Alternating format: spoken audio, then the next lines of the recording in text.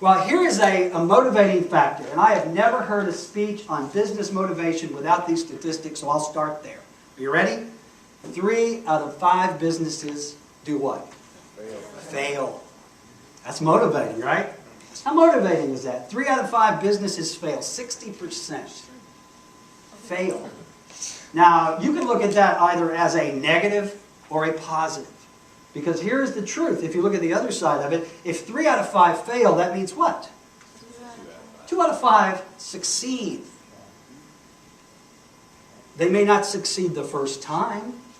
Just because you're in the 3 out of 5 that failed the first time, you don't give up and go home, do you? That's not what we as entrepreneurs do. We get back on that horse and we get back out there. We want to be one of those 3 out of that 5. And Larry talked a little bit earlier about my business success. I've also had business failure. Any entrepreneur who has never had a business failure obviously is doing something I didn't do. Okay? I tried really hard. I still had a business fail because sometimes there are just things you cannot control. You cannot control the weather. You cannot control the media. You cannot control Alabama football on TV. You might as well close your store. Okay? But out of that business failure, I learned way more than I had learned from all of my years of business success.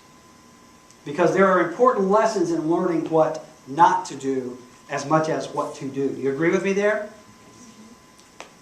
You remember those lessons greatly. You know, if I could go back 10 years, 5 years, I know exactly what I would do differently. But even then, would it work out like I needed it to work out? So failure is going to be part of it. So when you see a statistic like that, don't let that put you off. If you look at a statistic that says 3 out of 5 entrepreneurs fail and it frightens you, that's okay. But if it frightens you away from business, that's okay too, because you are not cut out to be an entrepreneur. Okay?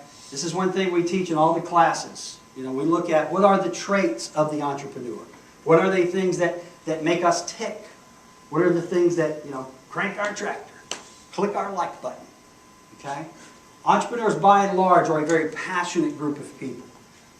They're also very self-motivated. Anybody here self-motivated? Who had to have help getting out of bed this morning? You young people, did you girls get out of bed by yourself? How about you, young man? Pinsworth? Jump right up? All right. See, I always had a problem when I was a young man. I didn't want to get up in the morning. And my mother, God love her, would stick her head in my bedroom door and very sweetly say, "Time to get up, sweetie." Now, if you did not get up, an entirely different woman would return about 5 minutes later. And this entirely different woman looked like my mother, but she was crazy. And she was carrying a broom. You had one chance at my house to get out of bed. If you didn't, she would return and she would beat you with that broom until you were out of bed. Today we would call it child abuse. My mother would be locked away in prison. I remind her of the fact, and it doesn't faze her at all. Okay?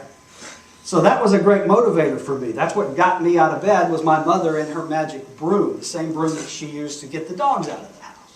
So there's some kind of weird circle there, right? But unless you live with your mother, and she comes in and wakes you up, or maybe it's your wife. Any guys whose wife has to wake you up. If your wife was here, would she tell me different? This is a room full of liars, man. We ought to be playing poker in this house, right? Well, here is the point of that story. You are the only thing that can motivate you. You believe that? There are a lot of outside motivating factors that may come into play. But at the end of the day, you are the only person that can motivate you. I can pat you on the back all day long. I can tell you you're doing a great job. You know, you can talk to your wife, talk to your mama. They all cheerlead you. But at the end of the day, the only person that can truly motivate you is you. You agree with that? You can read books. You can listen to tapes. You can do all of that stuff, all that motivational. You can listen to me today. But unless you take what I say and internalize it and motivate yourself, it's not going to do you a darn bit of good. Does that make sense? Okay. The nice thing is, every successful entrepreneur I've ever met, and probably everyone in the world, it relies on no one but themselves for motivation. They are self-motivating. They don't have to be told to get out of bed and to take a shower and get dressed and eat their breakfast and get in the car and go to work and call on customers.